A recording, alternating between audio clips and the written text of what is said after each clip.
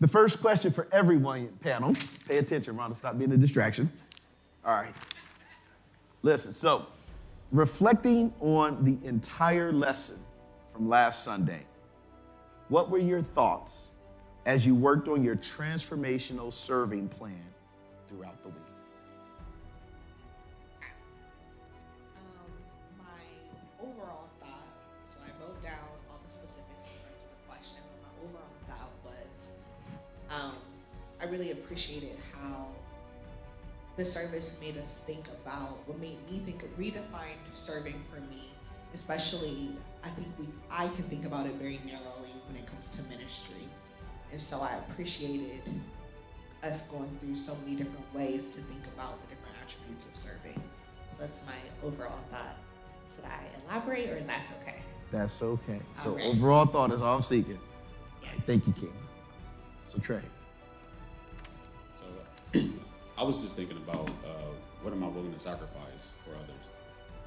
When it comes to serving, sometimes we get in our own ways about, how we feel or anything like that. And then, that interferes with what we truly want to do. So it's like, what are you willing to sacrifice? Are you willing to sacrifice your time for that individual? Are you willing to sacrifice, if you're going through something and you have just a little bit to give, are you willing to sacrifice just to give that little bit? So that's what I got from that lesson. Good job, son. All right, so this is Sierra, CC is what I call her. First of all, she says, good morning, ICC family. So thinking back on the message, something hit home for me when she's speaking to me, when you said, why do I have to always be the first to initiate? Because Trayon and I have had this conversation countless times about a certain topic. Ooh, this is good. So, stay ready so you don't have to get ready. So, moving forward, I have been putting more energy and effort into being the first to initiate in that area. I'm still working on the apology part, though, what I found out. So you know what that is. You know what she's talking about? Okay, all right. So, Beck, overall question for you. So overall, it held me accountable of just when you leave here, knowing that there was going to be some questions or there's homework or things to follow up on, and I didn't want to not follow up, or I wanted to be a part of that. It was exciting. It's like, oh, they really want to know what I did all week, or how did I make this work for me all week. And so just the follow through was stood out to me, and it helped me serve better. Okay. And she lives with me, and I didn't have to keep in her ear about this particular homework assignment. She did her homework, and she was in her thoughts. Good job. All right. Brother Mike. For me, transformational serving, the message last week aligned with how serving applies to God's love. Everything that you're doing when you're serving, when you're sacrificing, using your skills, your talents, how it applies with the love of God. And I think you breaking down each one of those acronyms last week helped me realize that, and also held me accountable when you don't feel like doing something. Do it anyway, because you never know how serving is going to impact somebody's life. So Yeah.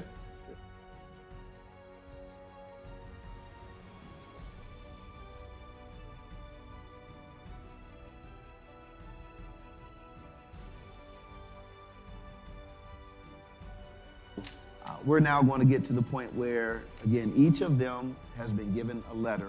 They're going to zero in on a specific behavior under their letter and elaborate per the question.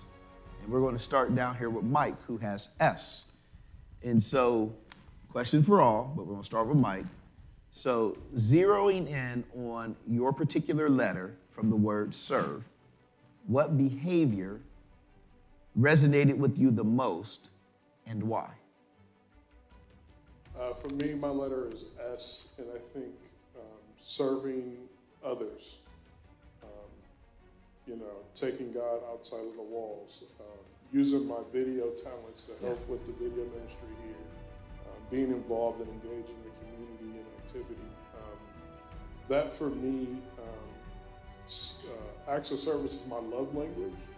And so Yeah. continue to apply that in everything that I do, and then seeing the fruits as, things, as people's lives change from my acts of service. Thank you, Mike.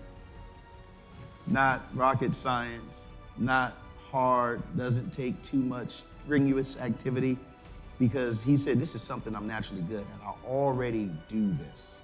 So serving others based on the ability, the God-given ability that I already have. Okay? So Rhonda, you had the E, the first E. So the word that stood out the most to me was equip. And how you put it last week,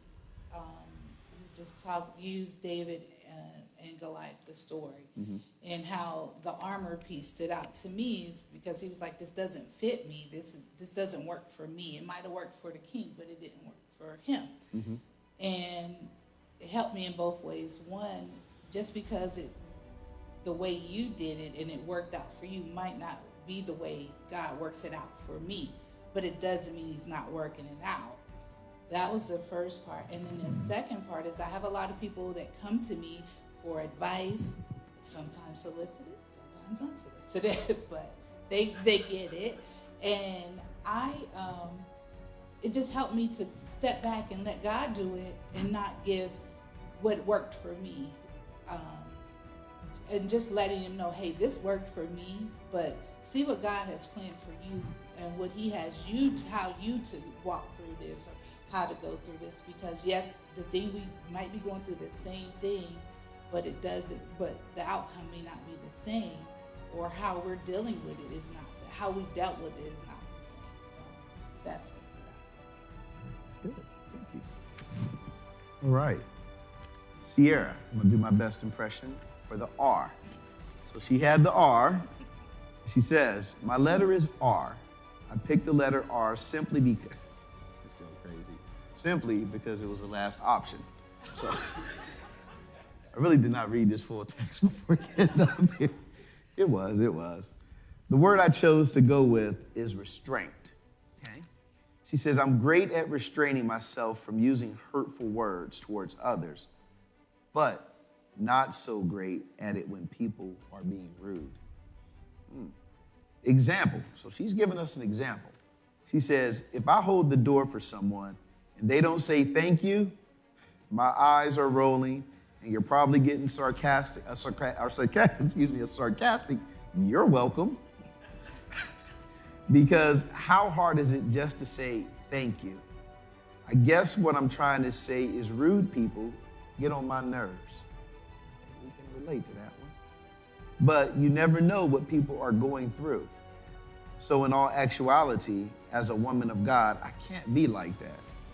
And I need to start just letting it roll off my back and move on. Exercising restraint is the goal. Personally, I believe that we serve each other well. I'm very submissive when it comes to him, and I respect him in every aspect of our relationship. I've been serving him and our children for years now, but now I'm learning to serve me. Okay. Getting my nails done, my hair done, lashes done is something I just started to do about 2 weeks ago, and it fills up my cup so I can go home and be able to pour into the home without feeling burnt out and overwhelmed. That's real. That's real. I got a good daughter right there. Boy, you good. All right. Crayon, you had the V. My word is voracious. When it comes to Yeah, the second time. Yeah, you said it. Okay. But yeah, when it, I'm honest with myself.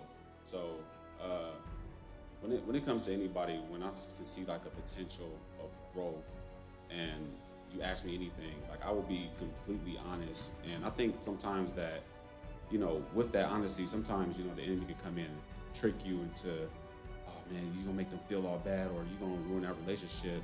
But one thing I learned is if we take the feelings out of it and know that we're helping somebody just by being honest with somebody, like, hey, that wasn't right, that wasn't it, hey, listen now. it can help them. It'll make them stop and think and pause for a second. Because sometimes, we don't just take a second just to pause. That pause can stop us from so much. I used to work at the prison, and I used to ask offenders all the time, like, man, what was it that you've done? Why are you here? And most of the time, they just made a dumb decision. If I would have just stopped and thought, if somebody would have just told me, the path that I was going, they could have just stirred me a different way, I wouldn't even be here. So just being honest and being voracious, being honest, and also we have to just be honest with ourselves, because you can't be honest with other people if you're not honest with yourself. Yeah. Thank you. Appreciate that. Kima, you had the last E, and you've been anxiously waiting to share. I'm trying to positivity that up, Kima. I had the final E, and I chose empathy as the one that resonated most with me. And it's a really vulnerable piece, so I hope that I articulated it. But I was sharing with Poppy's earlier that empathy really resonated with me because throughout my pregnancy, even the week that I found out I was pregnant, I found out that one of my closest friends had experienced a miscarriage, and then that's something that I've continued to experience is just pain from people who I love as it relates to becoming mothers or child carrying, miscarriages, or finding out that their children now have special or complex needs. And this empathy piece, when I think about serving, has really been a blessing because I heard it said this way, is that sometimes we're afraid to tap into other people's pain. And because these are people that I loved and I feel that I have a responsibility to serve, it was important to me to also be able to carry that empathy. Mm-hmm. And so I think being able to coexist with my own joy and my own things that me and Jermaine are celebrating, but at the same token hold space for these people that I love and do so authentically is one way that I'm serving in my friendships and in my relationships. And I appreciate that accountability, and I think how that's going to give our relationship substance, that I was able to, by the grace of God, show up wholeheartedly and still wholeheartedly be present with my own journey.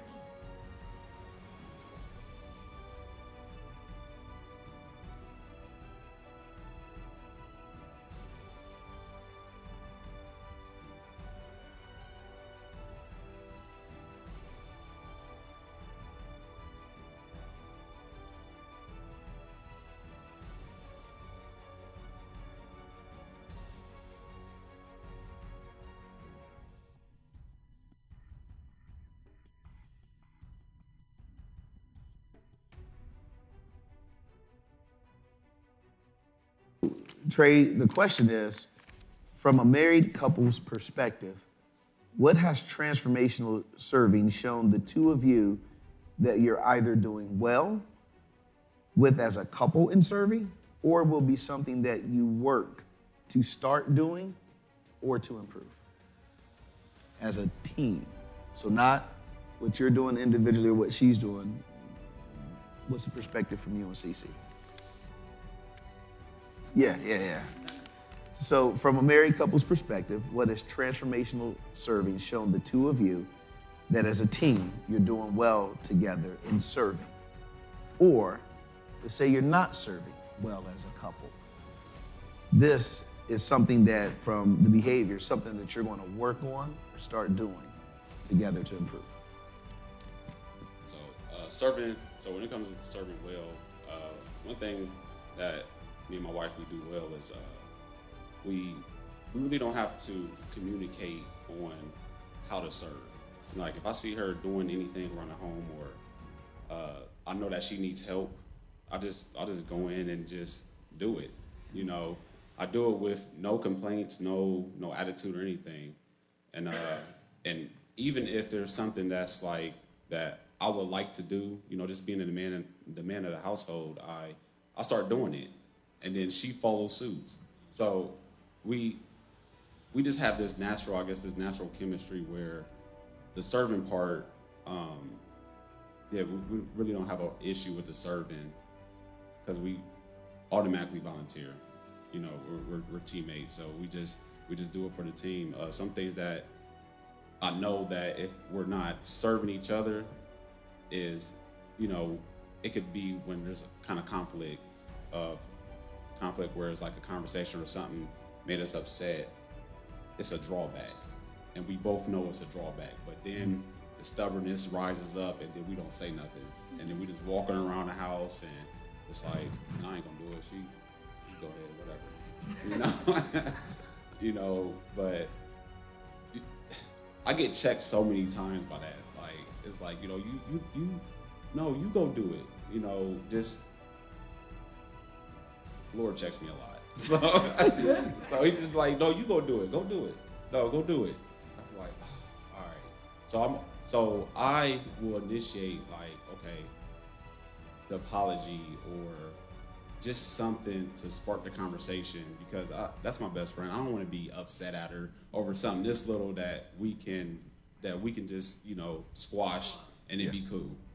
So that's another thing when it comes to serving. And you know, we have 6 kids, and we have to be serving one another, and in order for the boat to even to work, because if not, it'd be chaotic, you know. So I help out with the kids. I'm here with my kids today.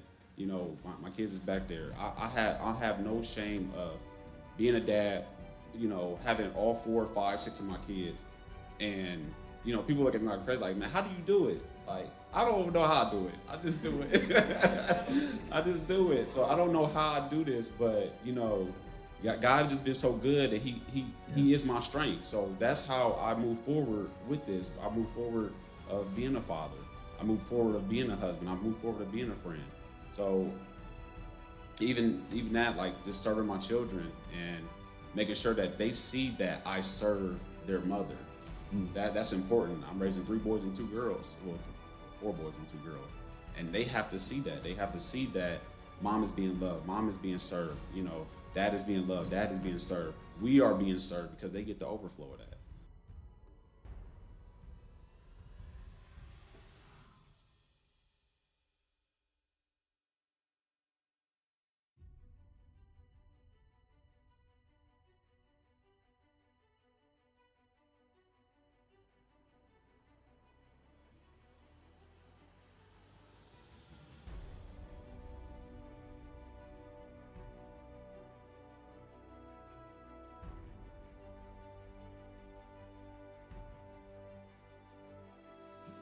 Everything is teaching me, but it's good stuff.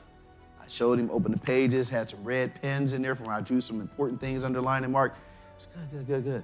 And he looked at me. It was one of those, I was sharing this 8:30 service this morning, those surreal moments when somebody just gazes through your soul. And he looked at me, and it wasn't a long exchange, but it felt like a long exchange because this is somebody, I didn't know him personally, but I admired just through reading his writings. And he said, I want you to do something for me. What you want me to do, Doc? I got you, because at this point in my life, I'm still, you know, tipping and toeing in church, doing what I want to do. But I'm like, all right, what does he say he wants me to do? He looked me in my face, and he said, I want you to die empty.